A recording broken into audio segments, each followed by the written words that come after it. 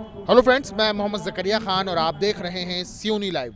और फिलहाल मेरे साथ हैं कांग्रेस के नेता देवेंद्र ठाकुर, जो कि बड़े बड़े पदों पे आसीन रहे हैं। फिलहाल बरघाट विधानसभा में अपनी मेहनत के लिए जाने जाते हैं। मध्य प्रदेश कांग्रेस कमेटी के पूर्व सचिव रहे हैं।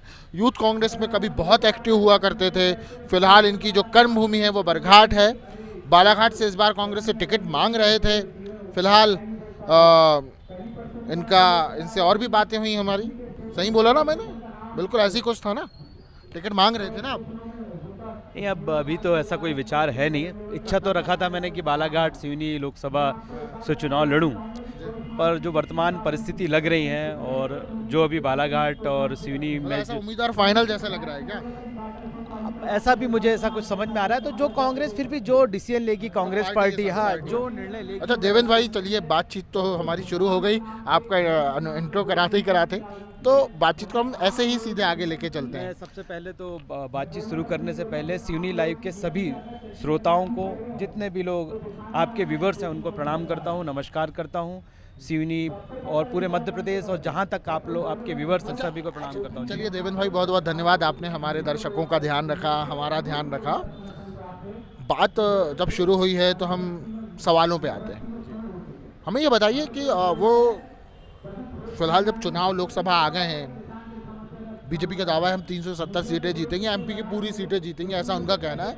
और उनका कहना है हमारे सहयोगियों के साथ हम 400 प्लस में जाएंगे। तो इस माहौल में जो बीजेपी बना रही है, आप लोग किस स्ट्रेटजी के साथ और किन मुद्दों के साथ मैदान पर उतरेंगे? देखिए, मेरा मानना है कि भारतीय जनता पार्टी एक ऐसा माहौल क्रिएट करने की कोशिश कर रही है कि एक तरफा वो चुनाव जीत रही, पर धरातल पे, जमीन पे बिल्कुल ऐसी स्थिति नहीं है। मैं पूरे मध्य प्रदेश और देश की बात नहीं करूंगा, मैं सिवनी बालाघाट लोकसभा की बात करूंगा। आज मैं जिस विधानसभा से आता हूं, मेरा क्षेत्र पूर्णतः धान उत्पादक क्षेत्र है।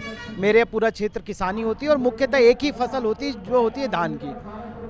3 महीने पहले विधानसभा चुनाव होते हैं। उस चुनाव में मोदी जी की गारंटी के नाम से भारतीय जनता पार्टी चुनाव लड़ती है। 3100 रुपये धान का रेट कहती है, 2700 रुपये गेहूं का रेट कहती है, 450 रुपये में गैस का सिलेंडर कहती है। और चुनाव जीतने के उपरांत 3000 रुपये प्रत्येक महिला के खाते में आएंगे, इस तरीके की बातें करके ये सरकार बना लेते हैं। पर आज 3 महीने हो गए, धान खरीदी खत्म हो चुकी है। अभी तक किसानों के खातों में धान की जो इन्होंने घोषणा की थी 3100 रुपये, तो वो राशि जो है वो आज तक इन्होंने डाली नहीं।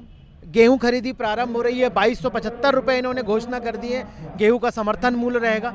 मतलब आपका कहना है कि धान और गेहूं का जो समर्थन मूल्य की बात की गई थी, मोदी जी की गारंटी की जो बात की गई थी, वो ये मुद्दे बनेंगे इस बार? मैं आपको बता रहा हूँ, यही बात कर रहा हूँ कि धरातल में लोग परेशान हैं इनसे। आज युवा बेरोजगार है। पढ़ लिख कर अगर मेरे विधानसभा या बालाघाट लोकसभा में अगर आप घूमेंगे और किसी एक बच्चे को भी फेंक कर अगर पत्थर मारेंगे, तो वो बच्चा या तो बीएड निकलेगा, या तो डीएड निकलेगा, या तो बीएससी निकलेगा, या तो एमएससी निकलेगा। मैं बता रहा हूँ, लिटरेसी रेट के मामले में हमारा बालाघाट, सिवनी जिला और बरघाट और जो ये बहुत बेहतरीन है।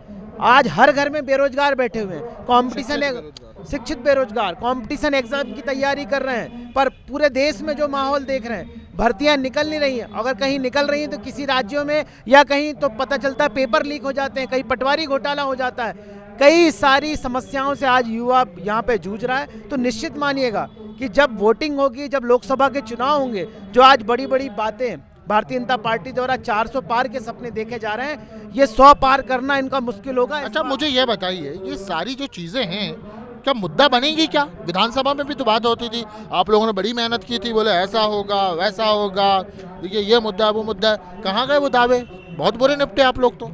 देखिए, इन्होंने सीधे सीधे विधानसभा चुनाव में, इन्होंने चुनाव के 3 महीने 4 महीने पूर्व लाडली बहना योजना लेकर जो इन्होंने सीधे डायरेक्ट कैश के माध्यम से जो हमारी महिलाओं को, अभी जो 2-3 महीने और जो मैं जानकारी है मुझे कि शायद ये अंतिम या इसके बाद 1 महीने और अंतिम किस्तें होंगी, इन्होंने प्रलोभन देकर भारतीय जनता पार्टी ने हमारे आम मतदाताओं का वोट लिया।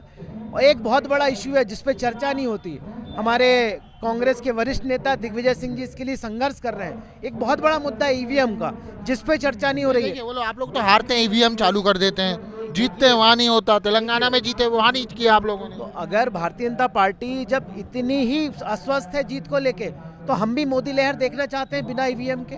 क्यों नहीं चुनाव करवा लेते बैलेट पेपर से? हम भी तो देखें कि मोदी लहर होती कैसी है। मोदी लहर देखना चाहते हैं पर बैलेट पेपर वाली देखना चाहते हैं। हम भी तो देखना चाहते हैं बिना ईवीएम। आखिर क्यों डर रही है सरकार? ईवीएम से ही चुनाव क्यों कराना चाह रही है? जहां पूरी देश भर की राजनीतिक पार्टियां, विपक्ष कह रहा है कि ईवीएम से चुनाव ना हो, बैलेट पेपर से चुनाव हो। बड़े बड़े देश जो अपने आप को लोकतांत्रिक कहते हैं, ये सारे मुद्दे सिवनी जैसी, बरघाट जैसी जगह में काम करेंगे? बिल्कुल करेंगे। हम जिस विधानसभा में, सिवनी में है, बरघाट में, और बरघाट विधानसभा के जब चुनाव चल रहे थे, जब हम सिवनी या बरघाट में घूमा करते थे, हमें एक व्यक्ति नहीं मिलता था कि भारतीय जनता पार्टी को हम वोट देंगे। सिवनी की बात करें तो हर व्यक्ति, महिलाओं ने दिया ना, हर व्यक्ति में सिवनी, महिलाओं ने दिया ना, महिलाओं ने, हर व्यक्ति की बात करता था सिवनी में तो लोग आनंद पंजवानी कहते थे। बरघाट में कांग्रेस प्रत्याशी अर्जुन सिंह काकुड़िया जी का नाम लिया करते थे, और अन्य जगह भी यही स्थिति थी। परंतु पता नहीं कैसा माहौल, क्या परिस्थिति। महिलाओं ने वोट दिया ना, ये बात आई ना, महिलाओं ने वोट दिया ना, लाडली बहनों ने, महिलाओं ने वोट दिया, मैं वो मानता हूँ। तो वही तो इन्होंने प्रलोभन दे के ही तो वोट खरीदा, नहीं तो इनकी हालत और खराब हो जाती है। आप लोग कहते हैं वोट खरीदा, एक तरफ ईवीएम, तो क्या चीज सही मानी जाए? देखिए, ईवीएम का जो इशू है, ये देश के बहुत ही बड़े बड़े राष्ट्रीय नेता उठा रहे हैं, जो बहुत ही सक्षम हैं, पढ़े लिखे हैं, जो टेक्निकल तौर पे समझ रहे हैं। जो ईवीएम के साथ साथ जो साथ में शायद वीवीपैट होता है, उसका इशू सबसे बड़ा चल रहा है कि उसमें किसी ना किसी की टैंपरिंग संभव है। ये बात, आपका कहना है कि वीवीपैट की भी गिनती जरूर होना चाहिए? ये बात सम्मानीय दिग्विजय सिंह जी और बड़े बड़े नेता, उदित राज जी में देख रहा था, अभी गिरफ्तारी भी दी इन्होंने। तो इस मुद्दे को भी सरकार को, अगर इतनी ही सरकार अस्वस्थ है तो सरकार को बैलेट पेपर से चुनाव कराना चाहिए। और बड़ा मुद्दा विधानसभा में आप लोगों ने उठाया था, ओपीएस, क्या इस बार आप लोग जाएंगे उस पर? बिल्कुल, अभी भी हम कर्मचारियों के साथ हैं, कर्मचारियों के मुद्दों के साथ हैं, और निश्चित तौर पे वो कर्मचारी जो देश के विकास में सर्वग्रीण अपना सब कुछ देता है, जीवन के 35-40 साल अपनी नौकरी देता है, और अगर पेंशन जो वो रिटायर्ड हो रहा है, रिटायर्ड के बाद भी अगर उसका जीवन सुरक्षित नहीं है, तो ये कहीं ना कहीं ये बहुत ही आत्ममंथन और आत्मचिंतन की आवश्यकता है। निश्चित तौर पे उन कर्मचारियों के लिए जो उनकी मांग है ओपीएस, हम आज भी, चुनाव में हार जीत लगी रहती है, पर हम आज भी उस ओपीएस के मुद्दे के साथ हैं। ये थे हमारे साथ कांग्रेस के नेता देवेंद्र ठाकुर, इनसे हम बात कर रहे थे। सिवनी में हम अलग अलग तरह के नेताओं को लेके आ रहे हैं, उनसे बात कर रहे हैं, सिवनी लाइव में उनसे चर्चा आपको दिखा रहे हैं। फिलहाल देवेंद्र ठाकुर से हम चुनाव के दौरान भी मिलेंगे। हमारी यह बातचीत कैसे देखते हैं आप, आपको कैसी लगती है, कमेंट बॉक्स में बताएं, अपनी प्रतिक्रिया दें। यूट्यूब पर देख रहे हैं, चैनल सब्सक्राइब करें, फेसबुक पर पेज लाइक करें, इंस्टाग्राम पर हमें फॉलो करें। फिर मिलेंगे। जय हिंद, जय भारत। सिवनी लाइव, सिवनी की सच्ची आवाज़।